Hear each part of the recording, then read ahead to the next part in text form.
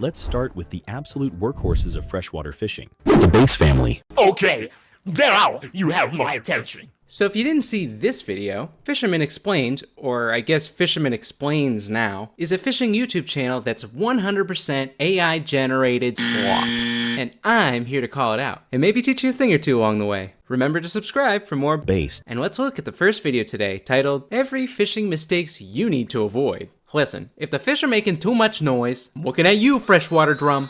Or if the fish are feeling sad,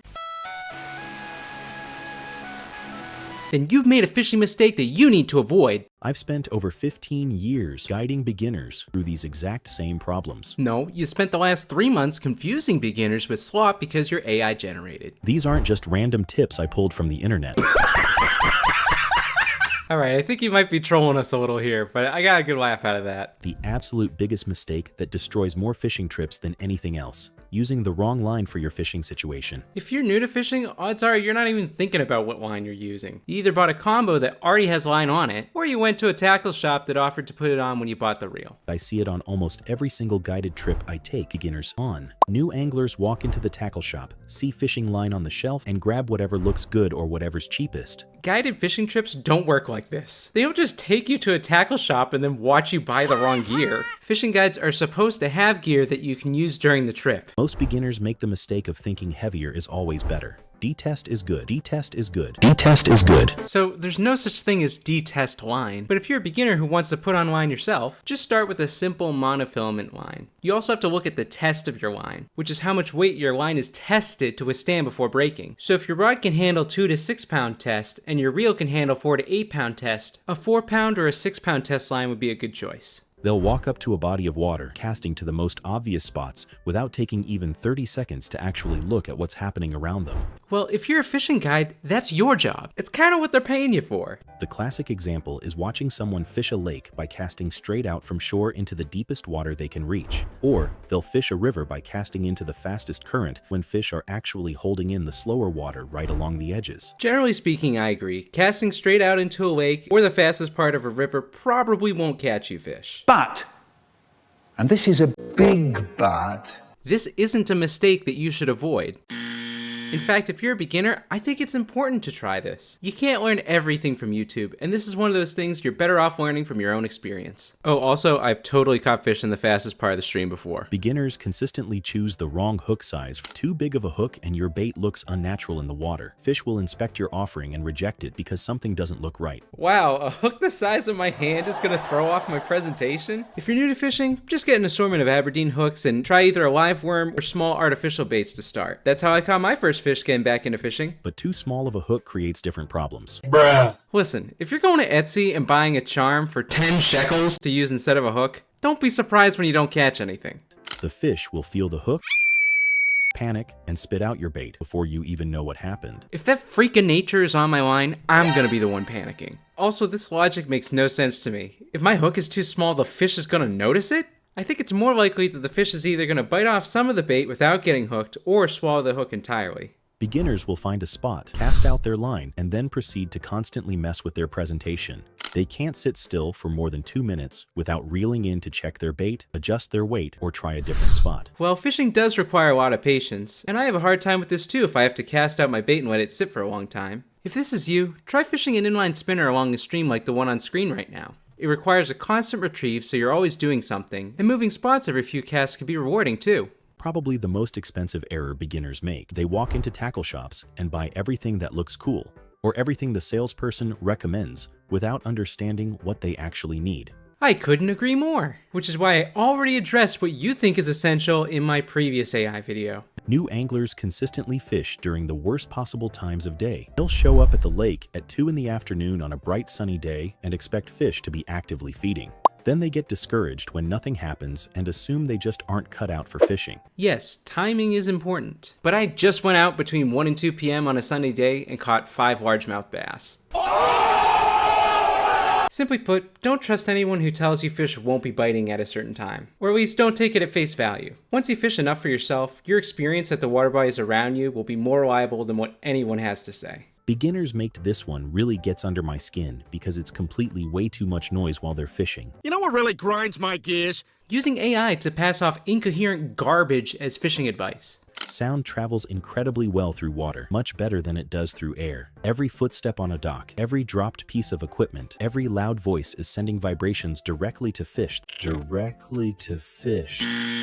Nope. So this is a very common misconception that if you make loud noises on the surface, fish will hear it and get spooked. There are a few exceptions to this, but most of the time it doesn't make a difference. And the AI actually explained why without realizing it. Sound travels incredibly well through water, much better than it does through air. Yes, sound does travel through water much better than it does through air. But guess what's between your voice and the water? Air. Your voice has to travel through air to make it to the water, and because water is much more dense than air, very little of it actually transfers to the water. If you're stomping around on a dock, maybe some of the vibrations could spook a fish, but I've had people dive into the water 20 feet away from me and caught fish soon after. Okay, so that was every fishing mistakes that you need to avoid. Let's take a look at one more today, titled Every Freshwater Fish Explained. There's no way to cover every freshwater species in 12 minutes, but at least the ones in the thumbnail labeled properly. My only problem with it is right here. That is in fact a rainbow trout, and it can live in fresh water, but you know what? It's not in the video. I don't know how you missed one of the most stalked fish in America, but let's get started. Let's start with the absolute workhorses of freshwater fishing, the bass family. I wouldn't be doing this video justice if I didn't include some bass. Jokes aside, these fish aren't actually in the bass family. Believe it or not, black bass, like the largemouth and smallmouth bass, are actually in the sunfish family. The temperate bass family includes species like the white bass, striped bass, and white perch. Largemouth bass. Largemouth bass are the kings of North American waters. These fish learn from experience, remember successful feeding locations, and can even recognize individual anglers who frequent their waters. I'd agree that bass are pretty intelligent, but it's a bit of a stretch to say that they can recognize individual anglers. I've caught plenty of bass at the same spots, and I've even hooked into the same bass twice before. In August 2024, Alright, cut me some slack, I didn't know how to Texas rig yet. Anyways, I hooked into a fish that actually snapped my line. The Senko, swivel, and the split shot all went down with the fish. This blunder is actually what got me to learn how to use my reel's drag properly. And a week later, I landed this fish at the same spot. After releasing it, I noticed that the snap line along with the lost hardware was sitting right where I unhooked it.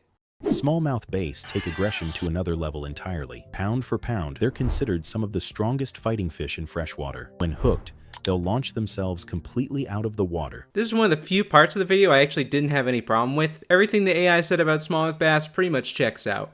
Moving into the sunfish family. Well, except for that. Mentioned it earlier, but we've been in the sunfish family this whole time. Bluegill might seem like simple panfish, but their spawning behavior is absolutely fascinating. Males create perfectly circular nests in shallow water, fanning away debris with their tails until they've crafted the perfect nursery. So fanning out circular nests isn't unique to bluegill. While bluegill nests tend to be the most prominent, this behavior is seen throughout the rest of the sunfish family too. Here's a picture of a largemouth bass nest that looks very similar, with males aggressively defending their nests against any intruder regardless of size. Gonna be honest, if someone had like their dog or something jump into the water right on top of a bluegill nest, I don't think the bluegill's doing anything about it. Crappie represent the nomadic members of the sunfish clan. Their paper-thin mouths earned them the nickname slab. I really don't know how it got this wrong. Because of a thin membrane around their mouths, crappie are sometimes called paper mouths. The term slab often applies to crappie, but it's used to describe any large panfish comparable to a slab of meat. Crappie are voracious predators that can strip a minuscule bear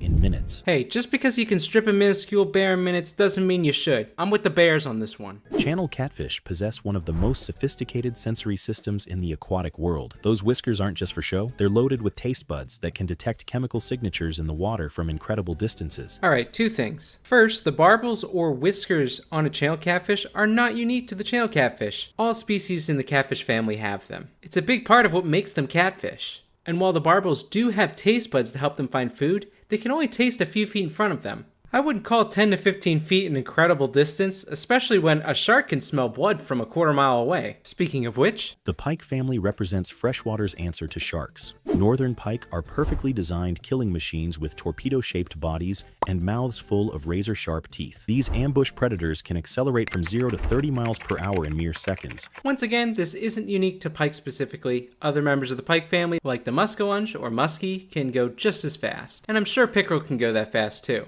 Muskie take the pike concept and amplify it to legendary proportions. Being nitpicky here, but that's a tiger muskie. It's a hybrid of a true muskie and a northern pike. These monsters can grow over 4 feet long and possess an intelligence that borders on supernatural. Really? An intelligence that borders on supernatural? What makes you say that? Experienced muskie anglers swear these fish can actually learn to avoid specific lures, making them one of the most challenging species to catch consistently. How is being able to identify a lure anywhere near supernatural intelligence? It's not like they can see the future or anything. Common carp are basically the tanks of the freshwater world. What's incredible about carp? Hey, I think you just cut that carp's head off. Incredible as they are, they still need their heads. These fish have been documented using tools, working together to find food, and even recognizing human faces. Again with the recognizing humans thing? They're not just bottom feeders mindlessly sucking up whatever they find. They're calculating predators that can outsmart even experienced anglers. They're definitely not mindless bottom feeders, but they're still bottom feeders. They're not predators. Though I will agree that they can outsmart anglers, myself included. If you want to watch my 6-month journey trying to catch one, I'll leave a link in the description.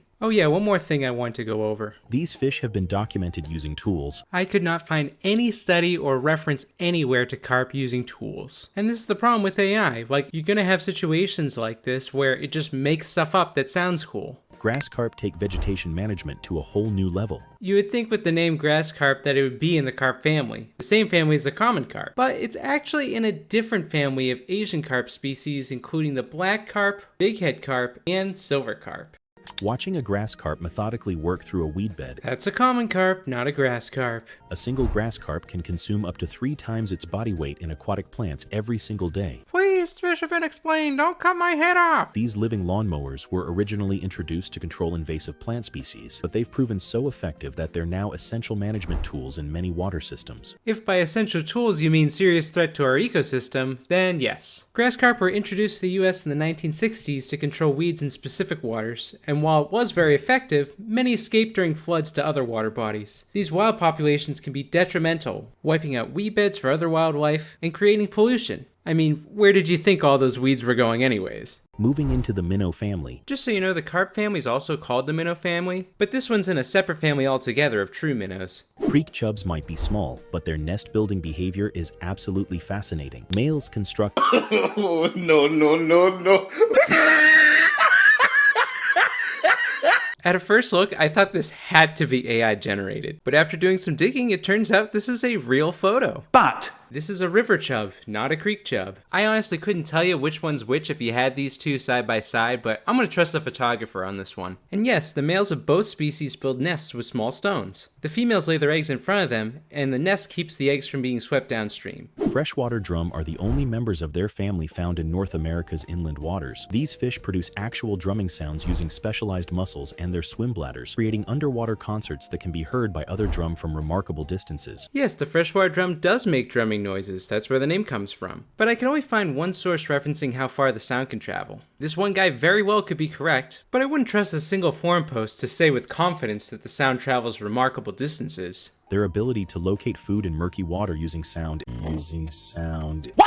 is absolutely incredible. You know what? It would be absolutely incredible if it wasn't a flat out lie. They don't use echolocation or anything to find their food. Why they make noise is unknown, but it has been linked to spawning since the muscles used to make the noise are only present in mature males and only heard around spawn time. The perch family includes some of freshwater's most recognizable species. Yellow perch are the gateway fish for countless anglers, but their schooling behavior and seasonal movements are incredibly complex. These fish form massive schools that can contain thousands of individuals. Sorry, if you couldn't tell, I'm starting to get tired of fact-checking this guy. Pick your source, all of them show a max school size of around 200 fish. Nowhere near thousands of individuals. White perch represent one of I don't even care what you have to say about the white perch. They are in the perch family. As I mentioned earlier, they're in the temperate bass family. the temperate bass family. Oh, I'm sorry, yeah, it's the temperate bass family. Brings us some of freshwater's most exciting game fish. Striped bass that have adapted to freshwater life become absolute monsters, growing to sizes that dwarf their saltwater cousins.